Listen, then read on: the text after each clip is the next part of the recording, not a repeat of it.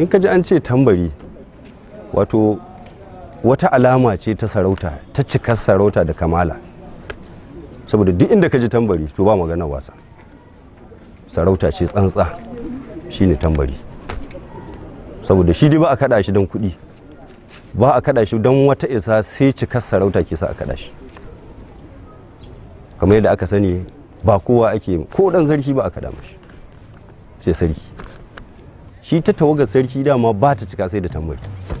Dan hasali ko da a sallah zai fito nan wurin sarki yakan jira tambari, shine kwarjinin shi. Da ya fito na aka kada hankalin shi duk inda ya kai zai ƙara cika, ya ƙara samun kamala. Dan sarki in ba tambari ba sarki bane. To kuma ba a kada shi ga biki ko wani abu. A ga mu al'ada yanzu sai lokacin hawan sallah ake kada, sai ko sarki in yayi tahiya ya ji ya dawo ana taya shi murna da wannan dawowa da ko kuma an mai daba, ko kuma haka nan in ya dawo ko da ba daba ma ana iya zuwa a tarbe shi a kada mai, saboda ai shi ƙara girmama sarki ake, a ƙara sa mai kuzari da kwarjini.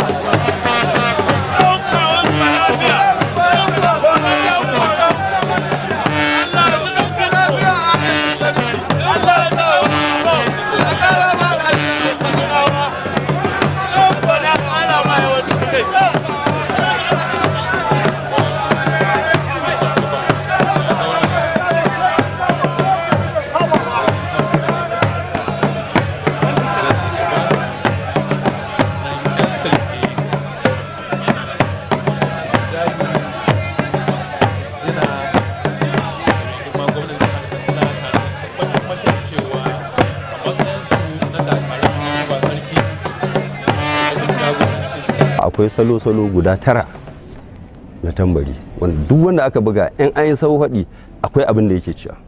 Shi yasa za ka ga sai a sa shi za a ware mutum guda shine shugaba, sauran su ke kama. To duk juyin da za a yi akwai wanda ke yin sauyi, to kiɗin da suke idan shi mai sauyin ya lelaya to akwai maganar da zai faɗi,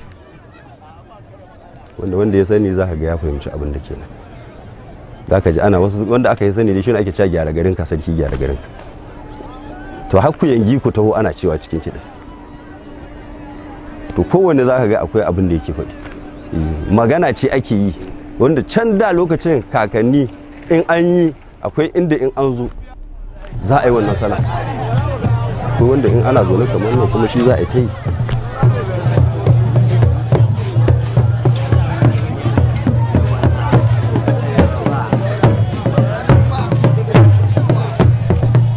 Ana tahiya kuma ana ga sarki to kaga wannan mutane su ke gani suna ta, amma wani ana kada ne bai fahimta ma me ake cewa. Amma mu da yake mu wasu abubuwan iyamu sun gaya mu, to in ana tahiya mun san inda ya kamata mu ci ga sarki. Akwai inda in an je ai sarki ana addu'a yana gana da mutanen arzikin shi, ana cewa ku yangi ku taho da sauransu, barori ku taho gashi. Duk wanda ya gaji abu to za ka ga zai so ya tsare shi kuma ya bashi muhimmanci fiye da duk wani abu da yake yi. To shi yasa mu ma haka muka tashi tun muna yara, tun ba mu ma iya kaɗawa ba haka ake zuwa da mu nan.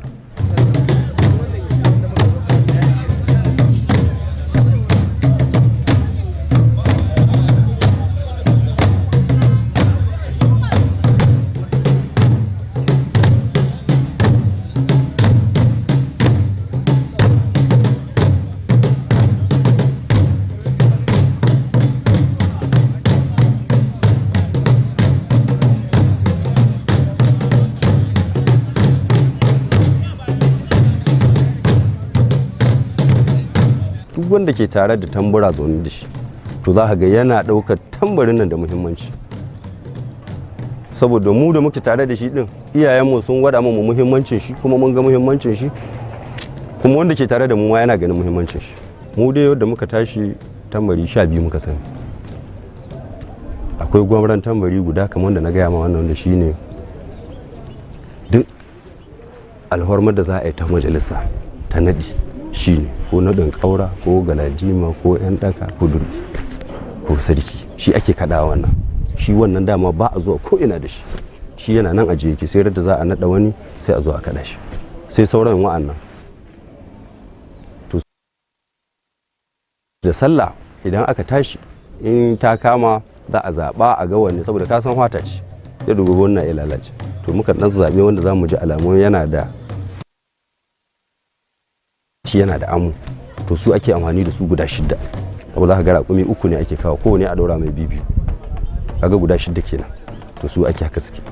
Shi wancan za ka ga muna da akwai na tasa guda 2 wanda shi sarkin tamura su yake kada, shi shugaban tahiya su yake kada, sauran kuma za ka ga ice ne. A takaice muna da tambari na ice guda 8 sai na tasa guda 4. Brass ne, ba wai tasa irin wannan fara ba, brass ne, kusan za ka ga shigin kallon wannan haka yi kamar ruwan zinari dai haka gare shi. Shi abun buga lokacin muna yara fata ce ake ce mana jijiyar raƙumi, to yanzu dai gaskiya ta yi wahala, sai dai mai amfani yanzu da ice da kuma fata kirgi ta bulala, ita muke mu hikima, saboda wancan gaskiya tana iya shekara 10 bata komi ba. Shi kuma abin da ake tambarin da shi fata ce, fata bajinin sa ake samu a yi. Asali mu iyayen mai da suke gaya mu da kuma harko da muka gani, tunda ni na gani da yawa, duk garin nan duk inda za a yi wani biki ko na suna ko na ɗin sarauta ko wani abu, to duk sanda aka yanka fata gidan tambura ake kai ta.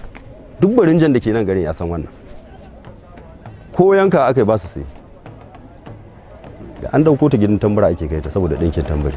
Na biyu kuma mafi yawa sarkin bawa ke bada fata, dan daɗin shi sarkin bawan ma san yake kaiwa na gidan tambura, nan za a yanka shi a rarraba nama, saboda waɗanda za su yi ɗinkin tambarin a ba su fata sai a yanka. Ga da iyayen mu na gaya mu, iyayen sun gaya masa wani lokaci ma in tambura ga dama sai sarki ya aika sannan a yi ɗinkin,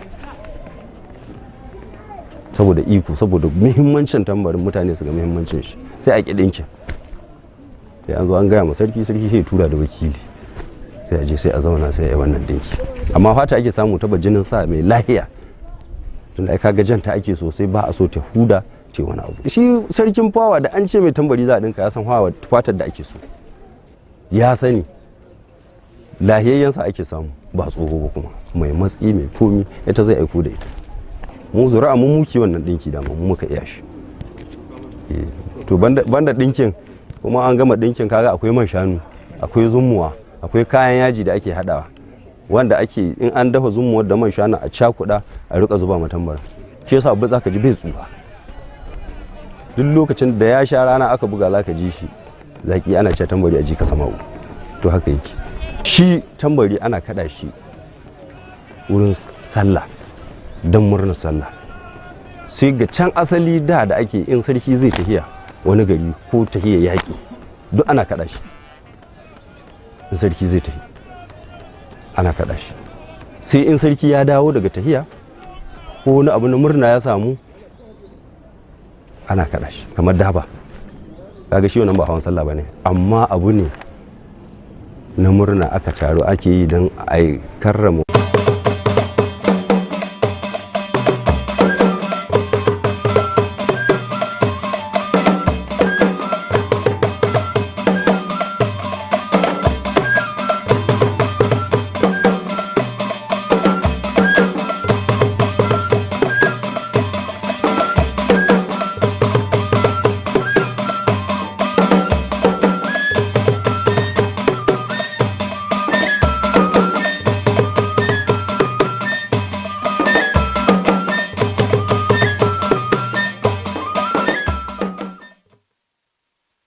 A labarin na daren yau za ku ji cewa gwamnatin jihar Katsina ta aiwatar da ayyukan raya ƙasa a faɗin mazaɓu 361 na jihar. Wani abubuwan da muke yi strategically muke yanzu domin ya taɓa zuciyar talaka.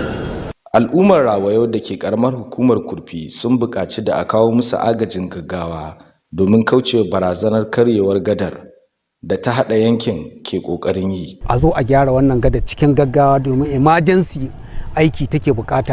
Masana harkar lafiya sun yi kira da ake tabbatar da tsaftar jiki da ta muhalli domin kare kai daga cutar ciwon idon Apollo. Abin da ya kamata a yi shi idan virus ɗin nan ya zo shi ne a maintaining hygiene. Assalamu alaikum jama'a, barkanmu da dare, barkanmu kuma da sake saduwa da ku a daidai wannan lokaci da muke kawo muku labarai kai tsaye daga gidan tashar talabijin ta Nta Katsina. Sunana Hamza Lawal ga kuma labarin. Gwamnan jihar Katsina Malam Dukko Umar Radda ya bayyana cewa gwamnatinsa ta gudanar da ayyukan raya ƙasa a dukkan mazaɓu 361 na jihar ba tare da karɓar bashi ko aro ko sisin kwabo ba. Gwamnan ya kuma jaddada aniyarsa na gwamnatinsa na ci gaba da gudanar da muhimman ayyukan raya ƙasa domin inganta rayuwa al'umma. Wakilinmu Awal Halluru na da ci gaban rahoton. Gwamnan ya bayyana cewa ba kamar da ba lokacin da jihar ke dogaro da rance domin biyan albashi, gwamnatin yanzu tana biyan albashi da kudaden fensho yayin da take ci gaba da tallafa ma ayyukan ci gaba a fadin jihar. Ya kara da cewa cikin shekaru 3 da suka gabata gwamnatinsa ta aiwatar da tsare-tsare a fannin noma da kiwon lafiya da harkar ilimi da sauran muhimman sassa. Gwamnan Radda ya ce an mayar da hankali ne kan ayyuka da shirye-shiryen da za su yi tasiri na lokaci mai tsawo. Wani abubuwan da muke yi strategically muke yanzu domin ya taɓa zuciyar talaka. Ya sa kuke gani in mun kawo a wasu mu ce sai an kai shi ko sai an kai shi rumfa. Domin wanda aka kawo shi domin shi amfana. Ba irin yadda da ake raba kayayyaki ba a kan jihar. Wanda ake kishan dankali. Shugaban kungiyar haɗin kan Musa Batura Bakori ya yaba wa gwamnan bisa nasarorin da aka samu. Ya ce kungiyar za ta shirya rangadin jihar domin sada bayanai kan ayyukan gwamnati kai tsaye ga al'ummar karkara. mai gundumomi 128 mai mazabu 1181 mun yi mubari'a ga wannan gwamnati. Gwamnan Radda ya amince da ba da tallafi daga gwamnati ga wannan rangadi. Ya ce irin wannan haɗin gwiwa zai taimaka wajen tabbatar da cewa tasirin shirye-shiryen gwamnati ya isa kowace al'umma. Awwal Halliru, labarin Nta. Al'ummar Rawayau da ke karamar hukumar Kurfi na neman gwamnatin jihar Katsina da ta gaggauta ɗaukar mataki kan babbar gada da ta haɗa garin da sauran sassan birnin jihar Katsina. Wakilinmu Habibu Husaini ya ba mu rahoton cewa yadda gadar ke ƙara lalacewa na iya jefa hanyar cikin haɗari matuƙar ba a ɗauki matakin gaggawa ba. Ga ci gaban rahoton nashi. Wannan gari shine garin Rawayau, wanda yake kusan da nisan kilomita 55 daga birnin Katsina, wanda kuma yana yankin kudanci na ita wannan jiha ta Katsina.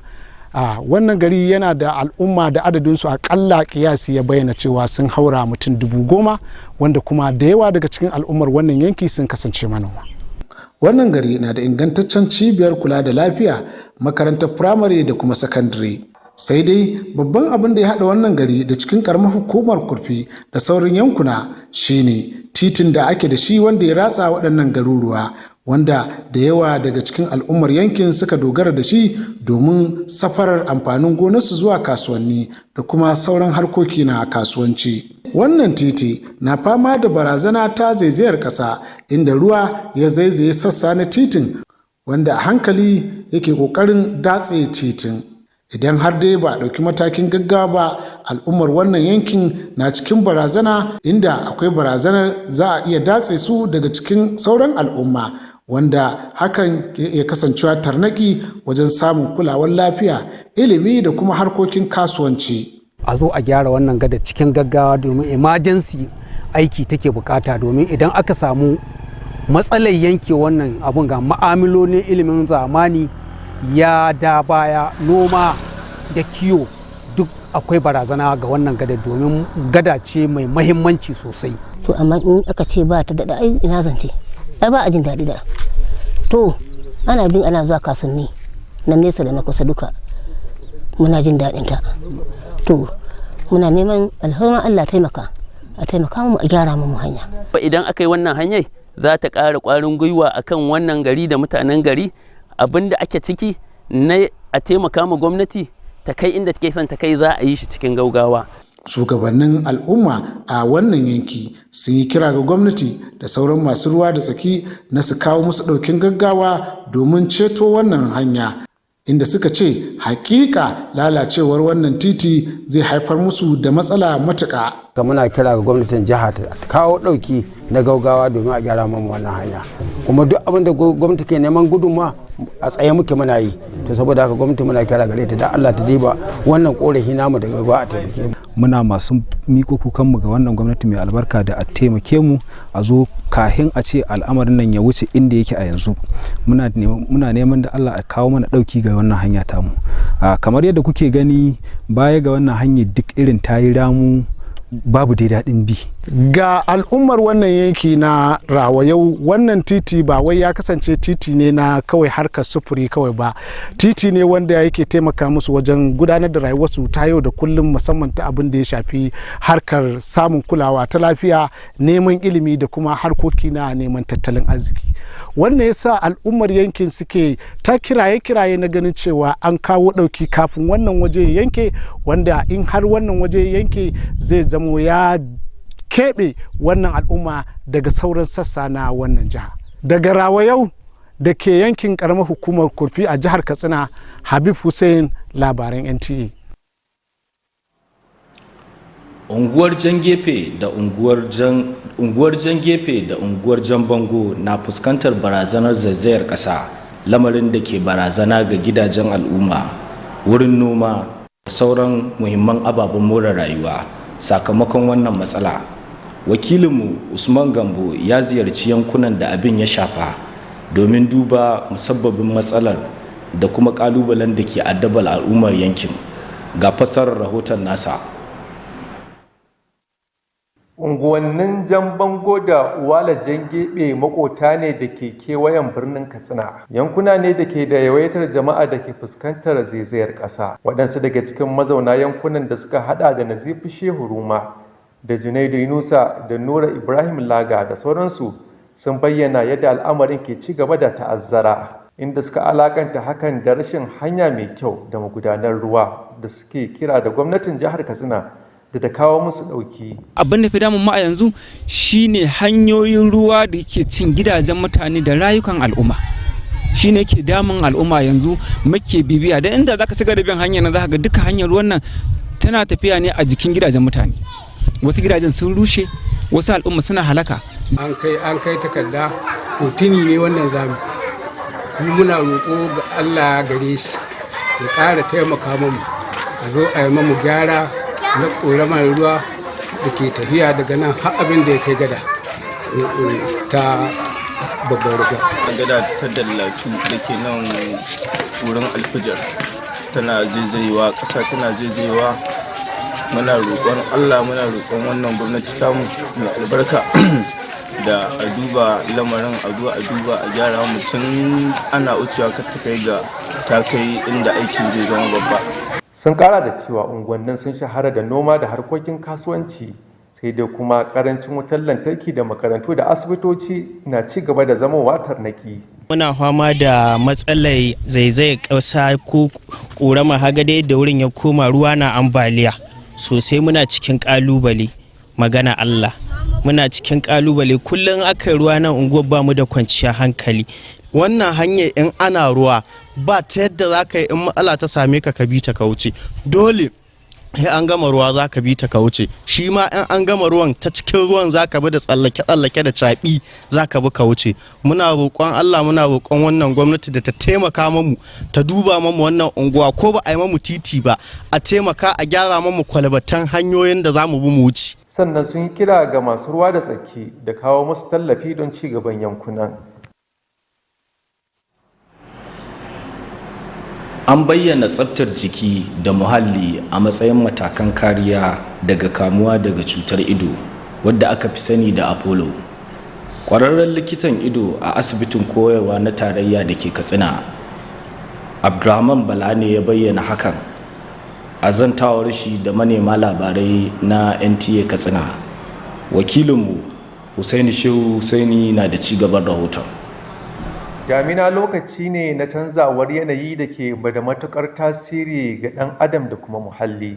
Wannan lokaci kan samar da kyakkyawan yanayin yawaitar ƙaruwar ƙwayoyin halitta da kan haddasa cututtuka. Ciwon Apollo na ɗaya daga cikin waɗannan cututtuka. Larura ce da kan sa jan ido da ƙaiƙayi da kan sa jiki cikin rashin jin daɗi. Na tashi sallah asuba kawai sai na ji idanuwa na sun liƙe sun kasa buɗewa. Dan ban ma iya fita sallah ba ranar Laraba sai na yi ta a gida. To daga nan na dinga jin ƙaiƙayi kamar an zuba mani ƙasa a cikin ido. Ranar na zo aiki aka mace in koma gida kawai. Abdulrahman Bala likitan ido ne a asibitin koyarwa na jihar Katsina ke bayyana mahimmancin tsaftar jiki da karanta shiga jama'a a matsayin hanyar rage kamuwa da wannan ciwo. Abin da ya kamata a yi shi idan virus ɗin nan ya zo shi ne a maintaining hygiene. So tsafta kenan na ido na farko kenan a ringa wanke hannu sannan mutum ya yi limitin contacts din shi da shiga mutane zan ce koko menene ya kasance a rage gaisawa da mutane saboda shi ana kama shi ne through contact. Sannan ya shawarci jama'a da ziyarar asibiti a duk lokacin da suka ji wani bakon abu a jikinsu. Hussein Shehu, Hussein, labaran NTA. Jama'a masu kallon mu daga wannan kuma sai labarin wasanni.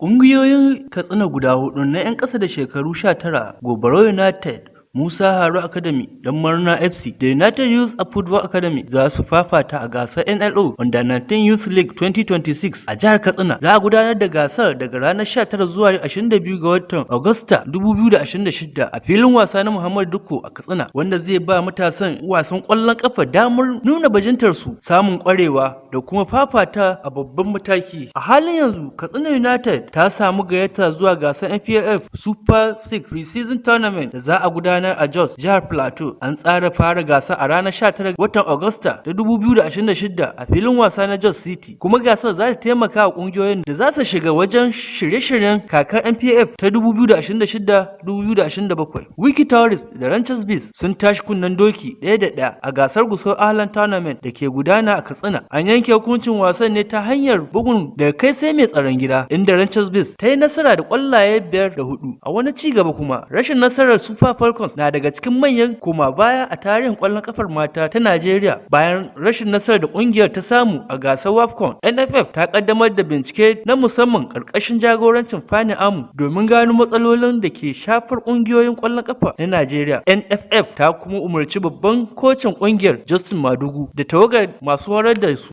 sauka daga mukamansu nan take. A wani labari kuma, dan wasan Super Eagles Victor Osimhen na ci gaba da kasancewa cikin manyan 'yan wasan da Arsenal da Manchester United ke jawarci, yayin da lokacin musayar 'yan wasa na bazara ke dab da karewa. Sai dai Galatasaray na ci gaba da kin sayar da shi, inda rahotanni ke cewa kungiyar ta Turkiya ba ta son sakin dan wasan Najeriya a wannan bazarar. Suleiman Abubakar Gambo, labaran NTA. Jama'a duka-duka da wannan nake kawo ƙarshen labarin na daren yau. Ni Hamza Lawal nake cewa mu kwana lafiya.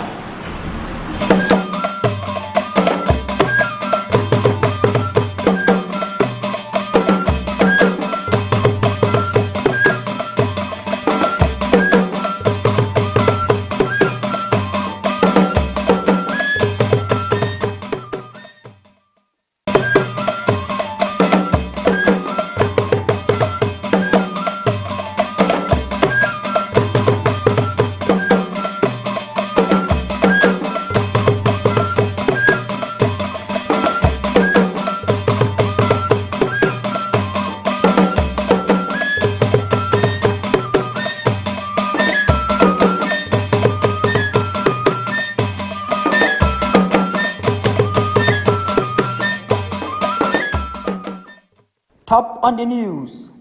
Katsina State government delivers projects in all 361 political wards. Rawayo community seeks urgent help over collapsing bridge in Kurfi local government area. This road is very important for our community. Doctors urge hygiene as Apollo cases rise in Katsina during raining season. because the transmission of the virus is usually through contact, so limitation of that contact is very important to break the transmission of the virus. Hello viewer, good evening. You are once again welcome to Nta Katsina News. I am Jamil Yusuf with the news tonight, and this news is streaming live to you on a YouTube Nta Katsina. Now the news in detail. There's a good news for residents of Katsina State, as the administration of Governor Duka Umar Rada says it has executed projects in all 361 wards of the state without borrowing, and also committed to the delivering project that will benefit future generations. Governor Duka Umar Rada stated this while receiving the Katsina State Progressive Political Party Alliance at the Government House. Katsina, Awal Haliru has more on this report. The governor noted that unlike in the past when the state relied on loans to pay salaries, the current administration is meeting salary and pension obligations while still funding development projects across the state. He added that within 3 years, his government has delivered interventions in agriculture, healthcare, education, and other critical sectors. Governor Rada explained that the focus is on projects and programs with long-term impact. The leader of the alliance, Musa Batura Bakuri, commended the governor for the achievements. He said the group would embark on a statewide tour to take information on government projects directly to citizens at the grassroots. Governor Rada approved the government support for the tour. He said partnerships like this will help ensure the impact of government programs is felt in every community. In Katsina, Awal Haliru, NTA News. Rawayau community in Kurufi local government area of Katsina State is appealing for urgent government intervention as the bridge along the major road linking the community with other parts of the state is at risk of being washed away by rainwater. Habibu Hussaini, who visited the site, reports that the deterioration condition of the bridge could soon make the road a depth of trap for commuters if urgent measures are not taken to prevent its total collapse. This is Rawayau community, about 55 kilometers away from ancient city Katsina. It lies in the southern part of the state. The community has a population of about 10,000 people, most of whom are farmers. The community has a standard primary health care facility, a basic and secondary schools. The only major infrastructure linking the community to Kurpi, the local government headquarters, and other neighboring communities is the access road, which residents rely on to transport their agricultural produce to markets and conduct other economic activities. However, the road is now under serious threat from erosion caused by rainwater, with part of it gradually being washed away. If urgent action is not taken, the community may soon be cut off, putting thousands of residents at risk of losing access to medical emergencies, education, markets, and other essential economic activities. This road connects us to the market. If it collapses, our community will be in danger. We are appealing to the government to come to our aid. If government fixes this road problem, the people of this community will continue to support the administration to succeed in all its endeavors. Community leaders are therefore appealing to the government and other critical stakeholders to urgently intervene and save the road, saying the deteriorating situation is making life increasingly difficult for residents. This road is very important for our community because it is the major commercial road that link the peoples of Dusama local government, Kurufu local government, and Charanchi local government respectively. It is very important challenges that we are facing in this area. So we are calling from this government to intervene into this major erosion that we face in these roads. For the communities along this corridor, the road is more than just a means of transportation. It is a vital link to access to healthcare, education, and other economic opportunities. And this necessitates them to continue calling for immediate intervention before further damage leaves the community completely isolated. From Rawayo community in Kurfi local government area of Katsina State, Habib Hussein, NTA News. Two of the most populous communities in Katsina metropolis, Ungwan Jambango and Ungwan Jengefi, are being ravaged by gully erosion as residential houses are threatened. Vast farmlands and other socio-economic infrastructures are also being washed away gradually. Correspondent Usman Gambo visited the affected areas to examine the causes and challenges bedeviling both communities. Jambango and Angwa Uwela Jangefe are two neighboring communities on the outskirts of Katsina metropolis. With a combined population of thousands of people, the communities are facing a serious erosion threat. Residents, including Nazifi Shehu Roma, Junaidu Yunusa, Nura Ibrahim Laga, and others, say the gullies are getting worse by the day. They identify lack of good access roads and proper drainage systems as the major causes of the menace and are calling on the Katsina state government to come to their aid. We need government to look over the peoples of this society. Peoples of the society are many. We are about hundreds, thousands of people are living in this society, in this locality. But we are not benefiting anything from government. But we are in need of it. We are experiencing severe soil erosion, and whenever it rains, we fear for our safety. The residents also said that Jambango and Agwa Uwela Jangefe, which have been known for farming, businesses, and other economic activities for decades, are also suffering from lack of electricity, schools, and medical facilities. During the rainy season, there is severe erosion here. When it is raining, there is no way to pass through because of the damage caused by the erosion. Even after the rain stops, it is very difficult to cross unless you jump from one place to another. They appeal to well-meaning Nigerians and relevant authorities to assist the communities in order to ensure growth and development of the area and the state at large. In Katsina, Usman Gambo, NTA News.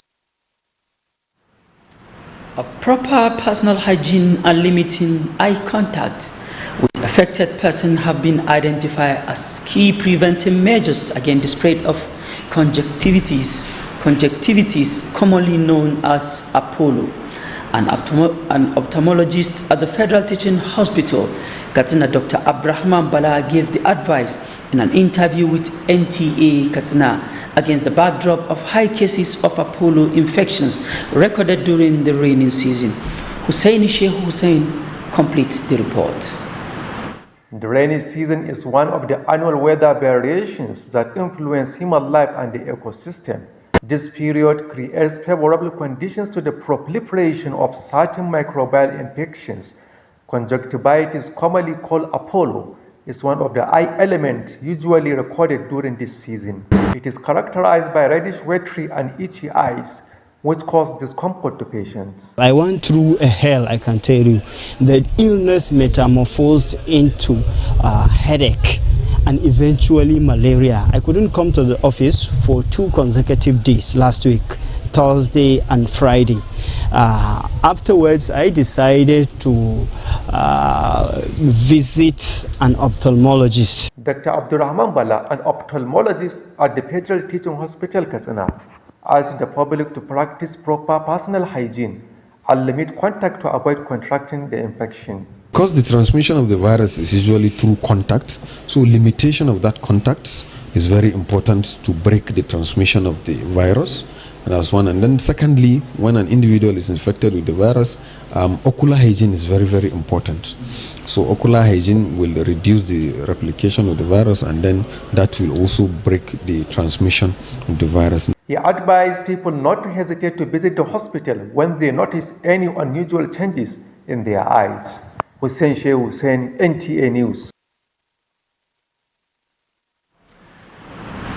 Now over to Suleiman Gambo as he takes us around the world with sport updates.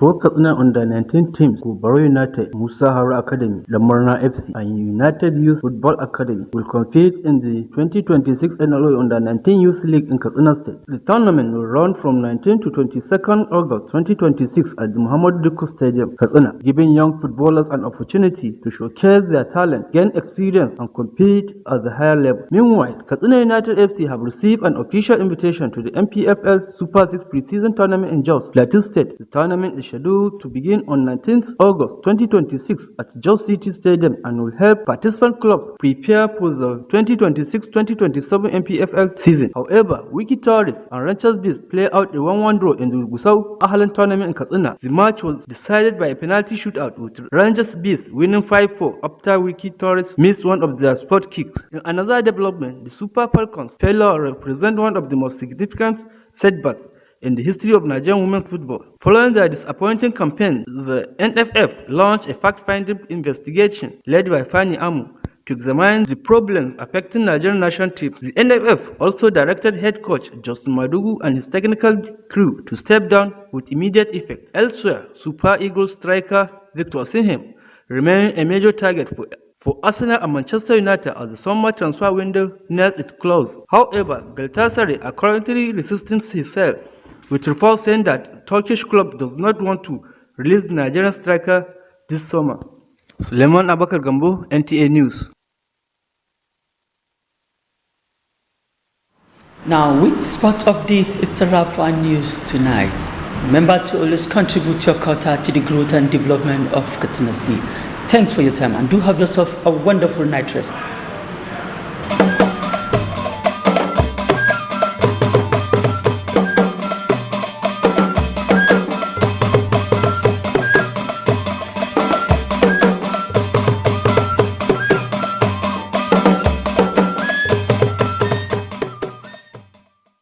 A rayuwarsa ta duniya, ɗan adam ka iya fuskantar kamuwa da cututtuka da dama ta hanyar mu'amalarsa ta yau da kullum.